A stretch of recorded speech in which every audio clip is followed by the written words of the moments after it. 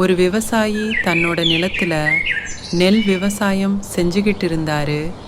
அவரோட வீட்டுக்கு பக்கத்துல ஒரு பெரிய மரம் இருந்துச்சு. அதுல நிறைய காக்காய் வாழ்ந்துகிட்டு வந்துச்சுங்க. எப்பவும் தன்னோட வீட்டை சுத்தி சத்தம் போட்டுக்கிட்டே இருந்த காக்காய் எல்லாத்தையும் அந்த விவசாயிக்கு பிடிக்கவே பிடிக்காது.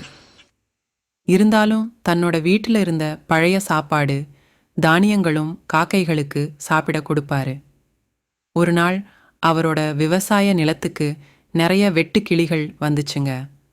அதுங்க நிறைய தானியங்கள் ஒன்றும் இல்லாமல் பயிர்களையே தின்னு தீர்க்க ஆரம்பிச்சிச்சுங்க. அதை பார்த்த விவசாயி ரொம்ப வருத்தப்பட்டாரு. எவ்வளவு கஷ்டப்பட்டாவது இந்த வெட்டுக்கிளிகளை துரத்தணும்னு முயற்சி செஞ்சாரு. ஆனால் நிறைய வெட்டுக்கிளிகள் இருந்ததால அவரால் எல்லாத்தையும் விரட்ட முடியல. ரொம்ப வருத்தப்பட்ட விவசாயி ஒன்றுமே செய்ய முடியாம வருத்தத்தில் அங்கேயே உட்காந்து தன்னோட நெல் பயிர்களை வெட்டு கிளிகள் தின்னு நாசமாக்கிறத பார்த்துக்கிட்டு இருந்தாரு. வருத்தமா உட்கார்ந்திருந்த விவசாயியை பார்த்த காகங்கள் உடனே பறந்து வெந்து வெட்டுக்கிளிகளை பிடிச்சு திங்க ஆரம்பிச்சுங்க. இதை பார்த்த விவசாயிக்கு ரொம்ப சந்தோஷம் வந்துடுச்சு.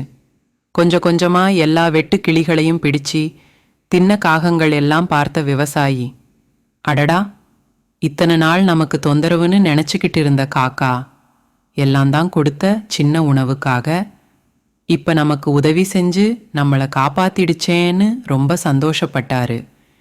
குட்டீஸ், நம்மளும் மற்றவங்களுக்கு உதவி செஞ்சா நமக்கு உதவி தேவைப்படுகிற நேரத்துல தானா நமக்கு உதவி தேடி வரும்.